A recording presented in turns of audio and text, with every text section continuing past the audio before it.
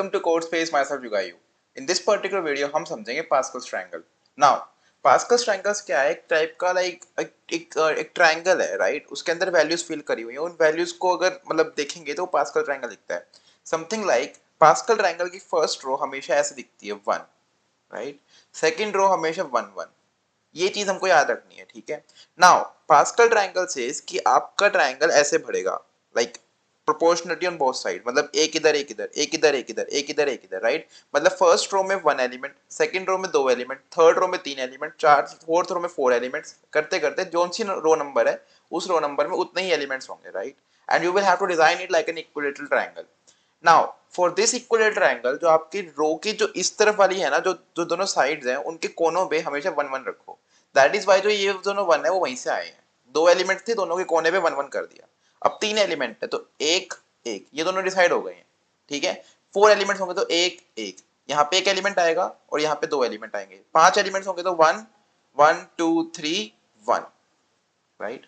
Now जो यहाँ पे मैं ब्लैंक छोड़ रहा हूँ इनमें वैल्यूज क्या आएंगी वो बता देता हूँ मैं आपको. तो दिस विल से कि मेरे को यहाँ की वैल्यू फिल करने के लिए इन दोनों का सम कर दो. That is 1 + 1 2 will come here, ठीक है? Similarly this will say 1 + 2 3 will come, this will say 1 + 2 3 will come. ये कहेगा 3 + 1 4, ये कहेगा 6, ये कहेगा 4 एंड दैट्स ऑल. अगर मैं नेक्स्ट रो बनाने की कोशिश करूं तो 1 तो मैं पहले लिख दूंगा, फिर 1 + 4 5, 4 + 6 10, 6 + 4 10, 4 + 1 5 एंड फिर 1 1, राइट? ऐसे मूव ऑन करते रहेंगे, राइट? सो ऐसे ये इनफिनाइट तक चल सकता है. यू कैन सी कि इसका कोई लिमिट नहीं है, ये कब तक भी बनाते रहो बनाते रहो बनाते रहो. हमको कहां पे स्टॉप होना है? तो हमको एक n गिवन होगा. We are provided with n. n क्या है? रो नंबर. n क्या है? रो नंबर, ठीक है? रो नंबर एज इन ये रो नंबर 1 है, ये रो नंबर 2, ये रो नंबर 3 4 5 6, राइट? नाउ हमको क्या गिवन है? हमको n गिवन है, हमको बताना है वो रो कैसे दिखेगी. फॉर एग्जांपल अगर मेरा n = 6 होता तो we would have to return our answer as 1 5 10 10 5 1. एक ऐसा वेक्टर बना के वो रिटर्न करना होता, ठीक है? 5 होता तो 1 4 6 4 1, 3 4 होता तो 1 3 3 1, 3 होता तो 1 2 1, 2 होता तो 1 1, 1 होता तो 1, ठीक है? तो आई होप आपको प्रॉब्लम क्लियर है कि आपको पूछा क्या गया, आपको सबमिट क्या करना है, ठीक है?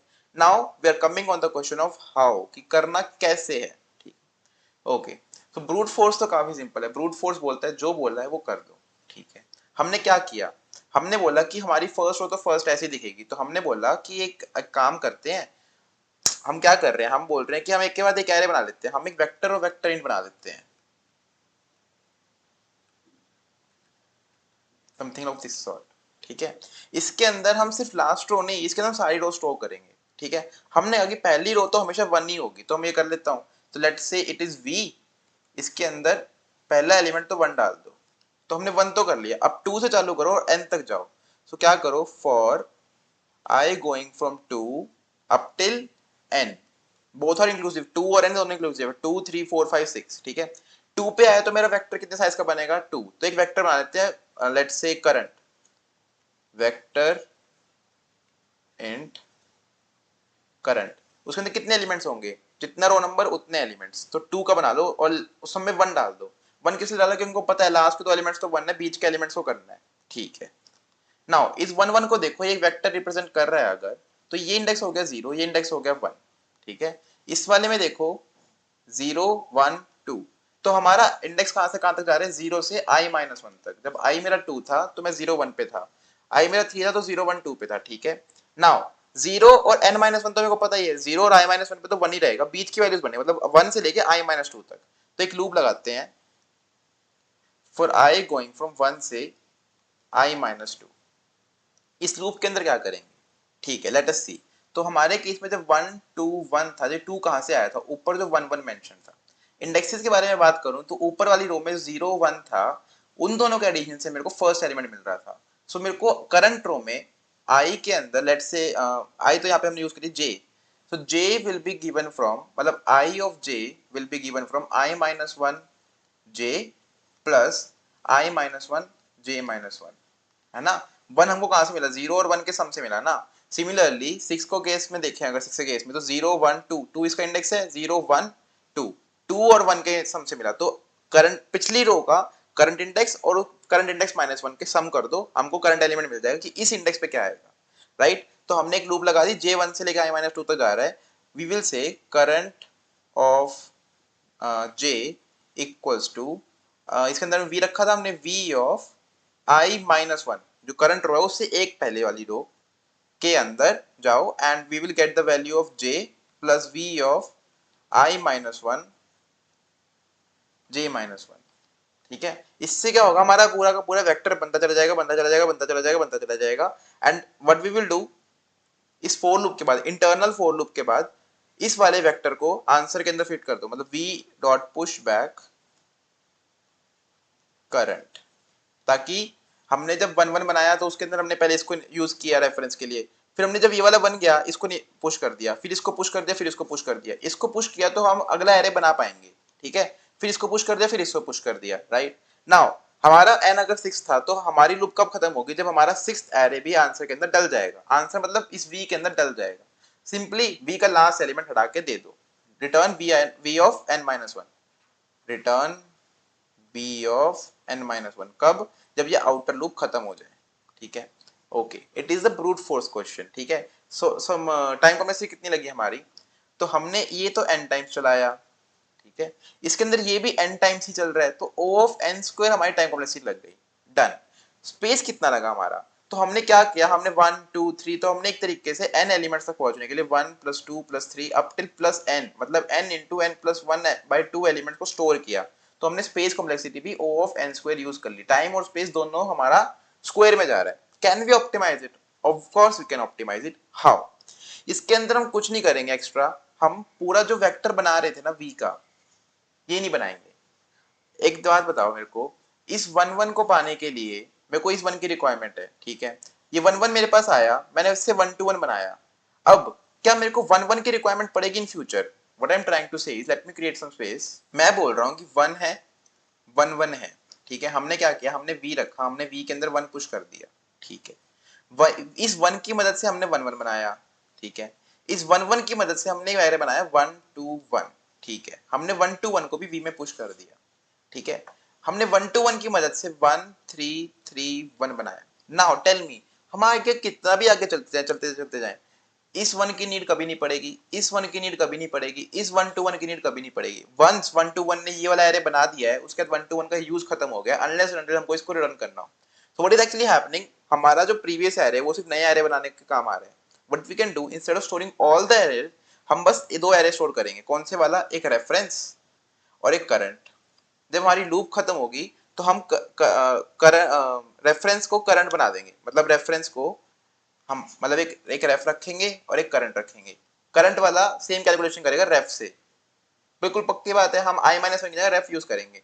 जब हमारा आउटर लूप खत्म हो जाएगा तब हम क्या बोलेंगे, हम बोलेंगे आंसर तो हमारा करंट हो गया, ठीक है, और हमारा रेफ जो है ना नेक्स्ट आइटरेशन के लिए वो करंट हो गया, ठीक है। आंसर और रेफ दोनों करंट हो जाएंगे, और फिर करंट को फिर से अगर फिर से चलेगी लूप, फिर से इनिशियलाइज कर देंगे। तो इस केस में हमारी टाइम कॉम्प्लेक्सिटी तो O ऑफ n स्क्वायर ही रहेगी, क्योंकि ऑपरेशन सब उतने ही कर रहे हैं, बट हमारी स्पेस O ऑफ n हो जाएगी, right. O of n plus O of n-1, मतलब 2n-1 ही हो जाएगी, जो कि n ही है, ठीक है। तो हमारी स्पेस ऑप्टिमाइज हो गई है, right. Dispose the brute force and the efficient with slight possibility of change, right. Now but इससे भी एक ऑप्टिमाइज वर्जन है, जो कि सिर्फ और सिर्फ इन्फ्रेंसिस से है, जो कि सिर्फ और सिर्फ एक लॉजिकल है, इंट्यूशन है, कुछ भी नहीं, मतलब इसके अंदर कोई एल्गोरिथम फिट नहीं है, right. What I am trying to say is, if you see हमारा पास्कल्स ट्रायंगल कैसा दिख रहा है, 1 1 1 1 2 1 1 3 3 1 1 4 6 4 1 1 5 10 5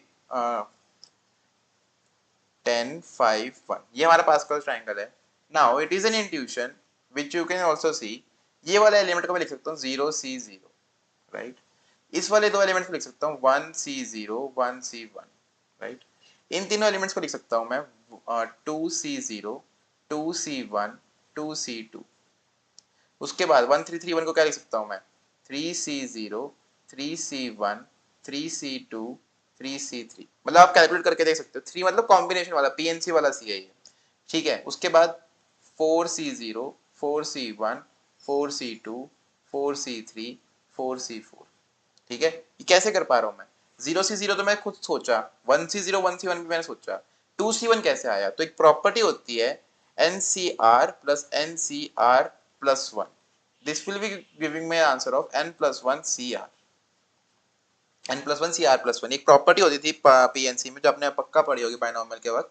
and this is the property I am using कि हमारे को हमने 0 0 तो बना लिया. अभी चलो 0 0 पहले 3 एलिमेंट हमने बना लिए, तो उसके बाद तो सिंपल बायनॉमियल प्रॉपर्टी लगाओ, चलाते रहो. डन. तो हम क्या करेंगे इसके अंदर, अब हमारे को, अब देखो ये फर्स्ट रो थी, इसके अंदर 0 से चालू हुआ है. सेकंड रो थी, इसका जो n है वो 1 है. तो मतलब हमारे को आई n जो गिवन होगा n-1 का c लेना है और क्या करना है, 0 से चालू करना है और जब तक n-1 तक नहीं पहुंचे तब तक वो करना है. तो what we are doing trying to say, so हमारा एल्गोरिथम क्या कहता है कि एक एरे पकड़ो, उसके अंदर इतनी लेंथ का एक एरे बना दो, n हमारे को 5 गिवन है तो 5 लेंथ का एरे बना दो. फिर 5 के केस में 4c0 4c1 4c2 4c3 4c4, 5 को 6 होता तो 5c1 5c2 5c3 5c4 5c5, right, ऐसे चलता. बट एक और प्रॉब्लम है, कॉम्बिनेशन निकालने में तो टाइम कॉम्प्लेक्सिटी फिर से बढ़ जाएगी, राइट. नहीं, कैसे करेंगे हम इसको, हम 4c0 की वजह से 4c1 निकालेंगे, 4c1 की मदद से 4c2 निकालेंगे. कैसे? So this must have been taught by your professors as well. अगर मान लो मैं बोल दूं कि इनको 10c2 निकालना है, तो इसका फॉर्मूला क्या बनता है, 10 factorial by 2 factorial 8 factorial, right.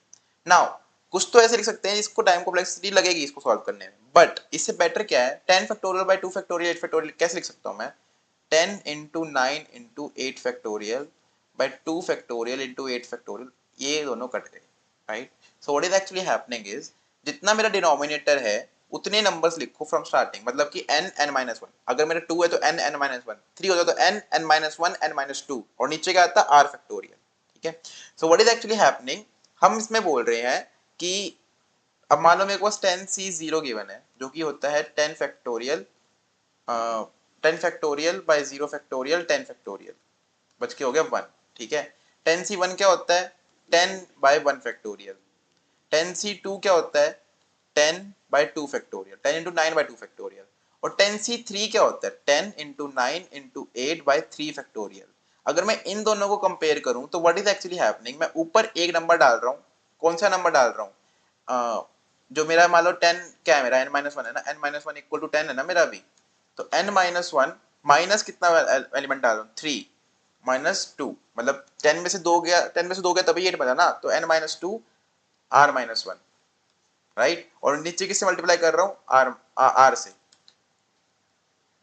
समझ पा रहे हो मैं क्या कर रहा हूं, 0 के केस में 0 रहा, 1 के केस में 1 हो गया, 2 के केस में 2 हो गया, 3 के केस में 3 हो गया. सो हम पिछले एलिमेंट को उठा के नया एलिमेंट बता पा रहे हैं कि क्या होएगा, सिंपल कैलकुलेशन से. सिंपल, एक ऊपर न्यूमरेटर है मल्टीप्लिकेशन, एक डिनोमिनेटर है मल्टीप्लिकेशन, दैट्स ऑल. हमारी टाइम कॉम्प्लेक्सिटी अब क्या हो गई, O of n. Space complexity कितनी होगी, O ऑफ n, जो कि एज पर रिक्वायरमेंट थी, एक O ऑफ n तो लगेगा स्पेस में, राइट, क्योंकि हमको एक आंसर रिटर्न करना है नया, right. So I hope this is working for you and let us try to code it down and then end the video.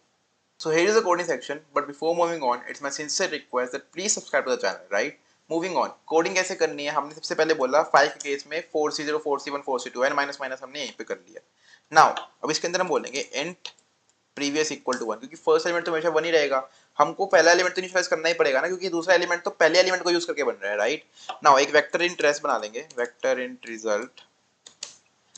Loop कहां से कहां तक जा रही है, 1 से लेके, as we discussed, 1 से लेके n तक. so int I going from 1 I less than equal to n I plus plus.